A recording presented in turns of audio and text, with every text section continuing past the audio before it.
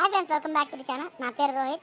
నేను recently bike ట్యాక్సీలకు అయితే వచ్చాను. ఈ బైక్ ట్యాక్సీలో పని చేస్తే ఎంత మనీ వస్తాయి, ఏంటి కథ అని క్లియర్గా మీకు అయితే చూపిస్తాను. సో ఫస్ట్ ఆర్డర్ అయితే వచ్చేసింది. ఆర్డర్ రాగానే నేను పికప్ లొకేషన్కి అయితే వెళ్తున్నాను.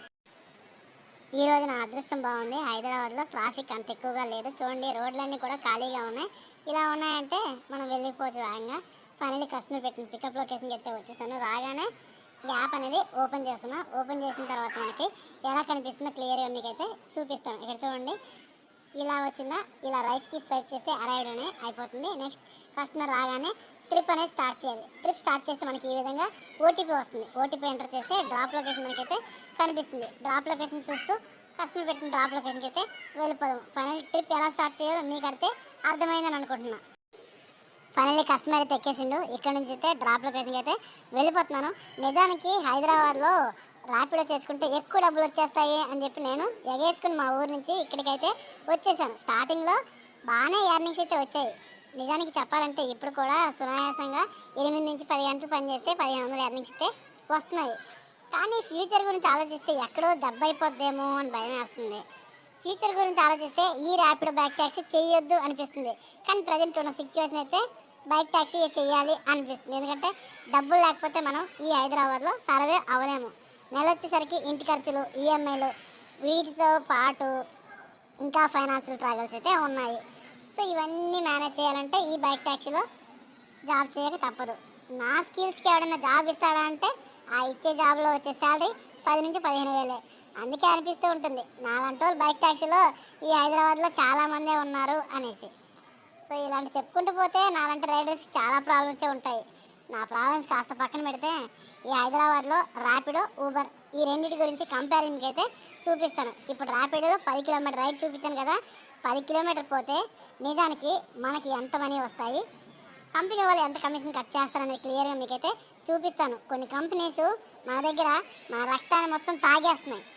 అదేంటి బ్రో అంత మాట అనేసి, మనకు వాళ్ళందరూ జాబ్ ఇస్తున్నారు కదా అంటే నిజానికి జాబ్ ఇస్తున్నారు. జాబ్తో పాటుగా ప్రతి రైడ్లో ఎంతో కొంత కమిషన్ అయితే కట్ చేస్తున్నారు. ఫర్ ఎగ్జాంపుల్ 10 కిలోమీటర్ రైడ్ వచ్చిందంటే కష్టపడి ఈ ట్రాఫిక్లో, ఈ పొల్యూషన్లో నడుము నొప్పి వచ్చినా, తలనొప్పి వచ్చినా, ఏది వచ్చినా సరే కస్టమర్ని డ్రాప్ పాయింట్లో డ్రాప్ చేస్తే అక్కడ మనకి 100 రూపాయలు ఇచ్చి వెళ్ళిపోతారు కస్టమర్. అందులో కంపెనీ వాడు 40 రూపాయలు దొబ్బేస్తాడు.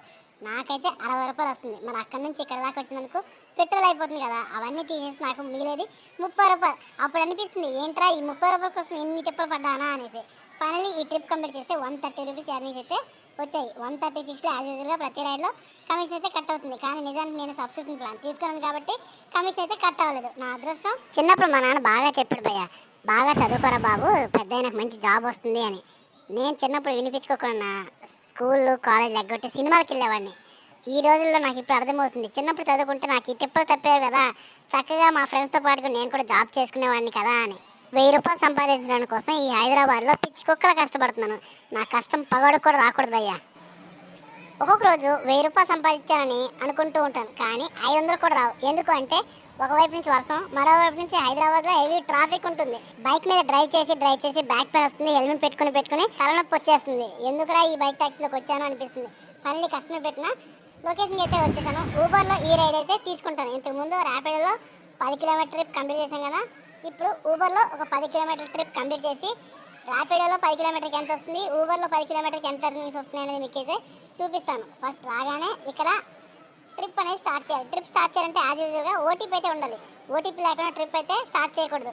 మా ఫ్రెండ్ అయితే ఉన్నాడు, వాడు ఓటీపీ లేకుండా ట్రిప్ స్టార్ట్ చేసి వెళ్ళిపోతాడు. అదేరా అంటారా, వాడు కస్టమర్ని కాంప్రమైజ్ చేస్తాడు. రాగానే అన్న రైడ్లో ఎంత వస్తుందన్న అమౌంట్ అని చెప్పి అడుగుతాడు.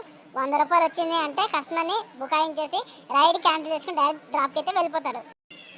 నేను డైరెక్ట్ రైడ్తోనే వెళ్ళాను. 11 కిలోమీటర్లు ట్రావెల్ చేస్తే ఊబర్ వాడు నాకు 115 రూపాయలు ఎర్నింగ్స్ అయితే ఇచ్చాడు. ఇందులో ఒక 5 రూపాయలు కమిషన్ కట్టి 110 రూపాయలు ఎర్నింగ్స్ అయితే వస్తాయి. ఫైనల్గా ర్యాపిడో బెస్టా, ఊబర్ బెస్టా అంటే ఏ రాయి ఏంటి పగలగొట్టుకోవడం కోసం రెండు ఒకటే. కొన్నిసార్లు ర్యాపిడోలో ఎక్కువ ఎర్నింగ్స్ వస్తాయి, కొన్నిసార్లు ఊబర్లో ఎక్కువ ఎర్నింగ్స్ అయితే వస్తాయి. ఫైనల్గా మీరు ఎవరైనా సరే ర్యాపిడోలో కొత్తగా జాయిన్ అయితే ర్యాపిడోని నమ్ముకోకండి, ఊబర్ని వాడిని నమ్ముకోకండి. మీకు ఎందులో పెద్దగా లాంగ్ ఆర్డర్ వస్తుందో ఆ రైడ్ తీసుకుని జంప్ చేయండి, మంచి డబ్బులు అయితే వస్తాయి. మనం ఇక్కడికి వచ్చింది మన డబ్బులు సంపాదించుకోవడం కోసం, కంపెనీ వాడిని మేపడం కోసం కాదు. ఈ వీడియో వల్ల మిమ్మల్ని అందరినీ నవ్వించాను, మీ అందరికీ ఉపయోగపడే ఇన్ఫర్మేషన్ ఇచ్చాను అనుకుంటా. మరో వీడియోతో మీ ముందుకు వస్తాను. ఎప్పుడు వస్తానో తెలియదు, కానీ వస్తాను.